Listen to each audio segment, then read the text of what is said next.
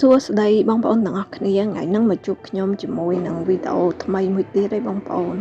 ហើយចំពោះថ្ងៃហ្នឹងគឺនាំបងប្អូនមកញ៉ាំផ្លែផ្ញៀវបងប្អូននិយាយទៅផ្ញៀវនេះគឺតំណងមែនតែនហ្មងបងប្អូនគឺដាក់អំបិលក្លុកអញ្ចឹងមើលទៅឡើងតំណងហ្មងបងប្អូនហើយនេះគឺផ្លែផ្ញៀវយើងបងប្អូនហើយចំពោះផ្ញៀវនេះគឺវាមានរសជាតិនិយាយទៅជូរអែមបងប្អូនវាមានជាតិជូរនិយាយទៅជូររៀងខ្លាំងជាងផ្អែមរបៀបដូចថាពេលយើងទៅទិញសួរអ្នកលក់ដែរថារកអាភ្ញៀវណាកុំឲ្យវាជូរពេកដល់ពេលភ្លក់ទៅវាប៉ះចំអារៀងផ្អែមវាអត់សូវជូរអញ្ចឹងណា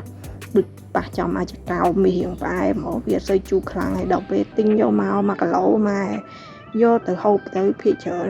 ជូរច្រើនជាងផ្អែមរបៀបដូចថាអ្នកលក់អត់ដឹងមិនដែរបងប្អូនអ្នកលក់គាត់របៀបដូចថាដូចដាក់លាយគ្នាអញ្ចឹងណាមានផ្អែមមានជូរអញ្ចឹងណាដូចលាយគ្នាអញ្ចឹងទៅហើយទិញយកមកហូបម៉ែឡើងជូរបងប្អូនហើយអញ្ចឹងដល់តែខ្ញុំបេះវាបេះសបកវាចោលអញ្ចឹងទៅយកតែសាច់អញ្ចឹងទៅហើយយើងដាក់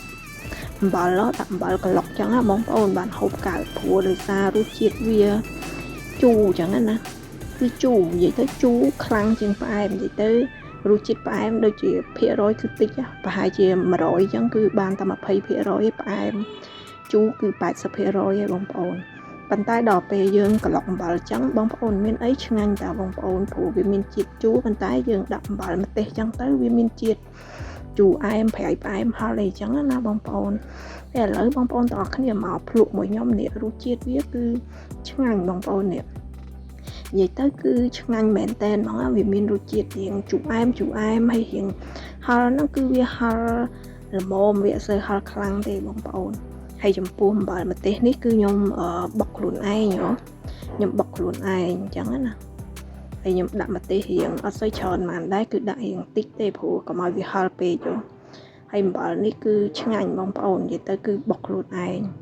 ហើយដល់ទៅពេលដែលយើងយកវាទៅក្លុកមួយភ្ញៀវអញ្ចឹងទៅមានអីបងប្អូនមួយយ៉ាងដែរអញ្ចឹងណាហើយបងប្អូនយើងបើគាត់ហូបភ្ញៀវជូរអីអញ្ចឹងបងប្អូនអាចធ្វើដូចខ្ញុំអញ្ចឹងណាបងប្អូនគឺយកបេះសបកវាចោលអស់ចឹងទៅយកតែសាច់ទេបងប្អូន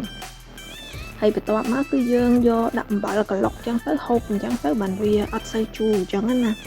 បើសិនជាយើងហូបអត់ដាក់អំបិលគឺអត់កើតទេបងប្អូននិយាយទៅគឺវាជូរខ្លាំងអញ្ចឹងណា